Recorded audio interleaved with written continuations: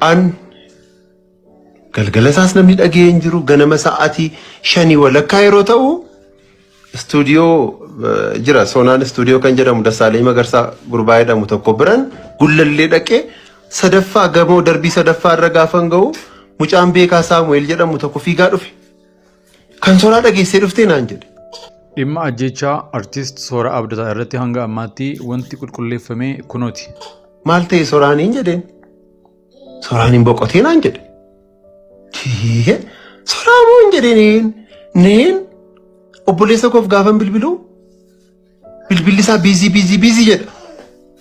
Ammas stuudiyoo dhiiseen beekaan iddoon hojii dhufe dhiiseen fiigaan konkolaataa nam fiigee miti Phaawulosiin gaafa geenye. Tokkoffaa Sooraan namoonni inni eenyummaa isaa hin beekne sibiilaan doorsisuun si ajjeefnaa hanga jechuutti akka doorsaa turan hiriyoota isaatti kan himee ture jedhan hiriyaan isaa.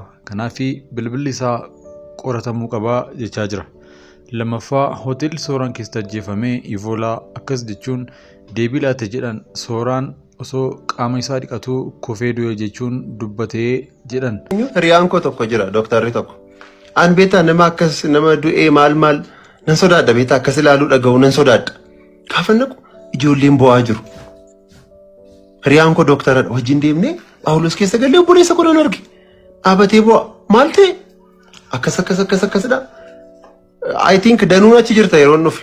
Danuun iyyuu achi jira. Na dursee achi geera. Naannaa sa'aatii 5 walakkaadha. Amanuu hin dandeenye. Facebook irratti ba'een uummannis dhufee akka gaafatu Facebook irratti post godhe. Kun yoomiga sa'aatii 5 walakkaa. Kun deebii hin ta'u. Qoosaa fakkaata. Qorannoon gadi fagoo poolisii fi abbootii alangaa hoteela sana irratti geeffamuu qaba.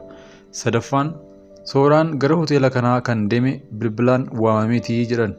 Eenyu akka waamee fi maaliif akka waamee adda baafamuu fi qoratamuus qaba. Afuraffaan irratti tarkaanfii gaariitu dhagahama.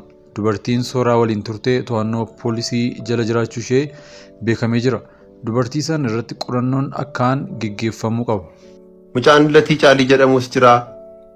Achi siqee gaafa ilaalu Efreem Hambisaa Lalisaa Mitikuu ijoollee sin sooshaal miidiyaa irratti beektan ijoolleen kitaaba barreessan ijoolleen muuziqaa qaban nan arge. Amanuuf baay'ee natti ulfaate. Hubachiisa ammatti kan xiyyeeffannoo barbaadu sababa du'a Soora bira ga'uuf bilbilli harkasaa murteessaadha. Walquunnamtiin inni ji'a tokko asitti karaalee miiseenjarii teelegiraamii waatsaappii imoo bootiimii bilbila kallattiin reegular kooliidhaan fi kan kana fakkaatanii namoota waliin godhee sakattaamuu qaba. Feesbuukii koratti hospitaala Phaawulositti koottaa kan jedhudha. Warri ammas amanuuf hin ulfaataa maaliif akka inni du'e hin beekamu hiriyoota isaatti siqeen gaafadhe eeyyufaa wajjin jiraata mucaan kun eedeen gaafadhe. Jennaan obboleettii isaa wajjin jiraataa jedhan obboleettii qaba moo hin jedhee gaafadhe. Obboleettii qabaa jedhan. Maal ta'e shaaworii keessatti kufe. Shaaworii keessatti kan kufu dargaggeessa jaarsa waggaa 70 seete shaaworii keessatti hin kufee kan jettee dubbattu gurbicha ija keessan ilaalee beektaa. Dhugaa dhiiga Sooraa ammoo qaama seera poolisii qofaa irratti dhiisuun otoo hin taane amma danda'amee faana buunee hordofuun dirqama hundi keenyaati. Abbaan hoteelichaa eenyu akka ta'ee fi Sooraan eenyu waliin yeroo akkam sa'a meeqatti dubartii moo dhiira waliin akka achi gale maaltu isaa akka mudatee hoteelichaaf maamila ture wanta jedhu adda baafamuu qaba. Akkamitti akka hoteela kana bulee xalayaa eenyummaa yookaan waraqaa eenyummaa kan eenyuutiin akka achi bulee kan saa'oo of harkaa akka qabu beekamuun barbaachisaa jedha. Eessa jiraattatiin jedheen jamoo jedhe. Eeyyoodhas maqaan keen jedheen Iyyoobnaan jedhe. Okay, akkasii latiin jedheen. Amma mucaan kun boqoteera. As kan jirtan hundi keessan iddoo kana hin deeminaa. Maaliif akka inni du'e maal isaa qorannoon itti hafuuf. At least saanduqa maal garuu qarshii nu barbaachisa miti. Baay'een keenya immoo akkaawuntii feesbuukii qabna malee qarshii hin qabnu. Keessummeessaan isa keessummeesse eenyu akka ta'e irbaata maal ajajatee akka nyaatee maaltu akka qophaa'eef kan jedhu xiyyeeffannoon gaafachaa jirra. Gaafachuu ammoo dirqama akka ta'e hubachuun barbaachisaadha. Dhugaa jirtuu fi waan irra gaame wal beeksisuu qabna. Dhugaa dhiiga isaa waaqni abaasu jechuun kan barreesse Lalisaa Alamuuti. Feesbuukii irraa. mucaan bal'aa jedhamu tokko qarshii sassaabuuf kanaan noon jedheen isan beeku waan ta'eef ilaameen jedheen amma gadhanni kooyyuu na hollachaa jira. Efreeman jedheen Efreemaan bisaadhaan efi ati galmeessi lalisaa miti koo wajjin lama ta'aati maqaa galmeessaa qarshii fuudhaa jedhee gaafa nachisiku inni kun obboleessa isaatii naan jedhan. Si ajjeesna jedhamee itti dhalatamaa ture. Dargaggeessa afaan Oromootiin qoosaa yookaan koomeedii hojjechuun beekamu Sooraa Abdataa magaalaa Finfinnee naannawaa Jamoo jedhamuun beekamutti hoteela keessa istuudiyoo ergamuu hordofee miidiyaalee hawaasaa gubbaatti namoonni hedduun rifachuun gadda ibsachaa jiru. Waggaa lama dura wal baranii hanga ammaatti hojiiwwan koomeedii shan waliin hojjechuun kan himu hiriyaan isaa Amaanuel Waaqturaa Sooraan waggoota 3 dura magaalaa Naqamtee irraa gara Finfinnee akka dhufee fi naannoo Jamoo jedhamu akka jiraatu lubbuun isaas kan darbee achuma ta'uu dubbatee jira. Eenyu haadhoodhumti isaa hangafti isaa obboleessadha jedhan. Okay, at least namni abbummaadhaan waan ta'e gaafatee qorachuu danda'u namni tokko jira mitiire namni guddaan tokko.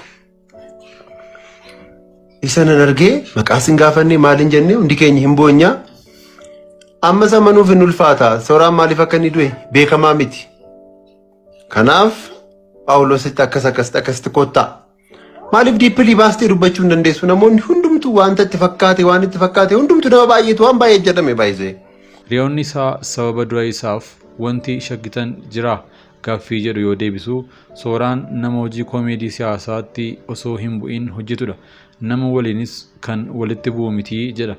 Sooraan obboleessa isaa Qudsuu waliin akka hojjetuuf kan himuu fi meeshaalee hojii koomeediif oolan dhiyeessuun kan isa gargaaraa ture artist Kumsaa Taammanaa ammoo namni isa doorsu akka jiru hiriyoota isaatti himee akka ture odeeffachuu dubbate. Waan baay'eetu odeeffame achitti.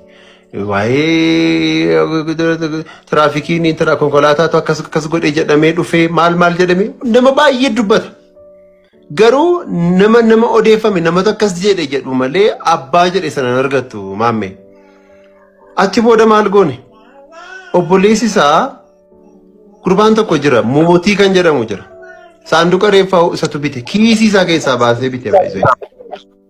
Dhaqee fidee dhufee obboleessa waamameetu dhufee reeffaa ilaaluu jedhame. Maaliif reeffa namni kan biraa ilaaluu hin danda'u? Namni kan biraa ormicha eeggachuu hin danda'u. Obboleessi isaa sun immoo wajjin mucaa mootii jedhamu sanaa wajjin seenan. Nuti gaama bakkeedha abaaboo bituu, waraqaa barreessisuu, maalirra feesbuukiidhaan nama waamu kanarratti baay'ee biizii ta'aniiru. Si ajjeesna jedhameetti dhalatamaa akka ture hiriyoota isaa tokkotti himaa akka tures iyyaafachuu dubbata artist Kumsaan kan kana gabaasee BBC fi Addis Standard. Yeroo reeffi ba'uuf jedhu gurbicha gara keessaatti waamanii yeroo inni ilaale nan beeka. Achi booda deemanii ummanni eessatti nu eege dirree iddoo gafarsaa jedhamu naannaa gafarsaa bishaanichaa as garanatti nu eege. Sooraan achitti gaggeessaan godhame. Gaggeessaan godhame booda gara manaatti hin deebi'e. Namoota meeqa akka inni qabu? Naannaa sana eenyu wajjin ture? Galgala sana wajjin ture? Eessas jiraata? Irra deebi'ee gaafachuun jalqabe. Laayivii feesbuukiidhaan galee miiraan ittiin dubbadhe argiteetta. Kun si galee amma namni baay'een bakkee dhaabatee waa'ee mucaa kanaa akkas isa jedhu baay'ee ulfaataadha. Akkaataan du'a isaa tokkoffaa shookingiidha beektaa nama tokko dhukkubsachiisaa yaalchisaa yoo si jalaa boqote si wayya takkaadhuma naasuudhaan fiiguu isaarra. Garuu buleesaa gaafanne egaa. Mucaa durbaa wajjin akka inni ture. Eenyummaan mucatti eenyu akka ta'e maal akka ta'e qoradhaa gaafadhaa fidaa kottaan jedheen.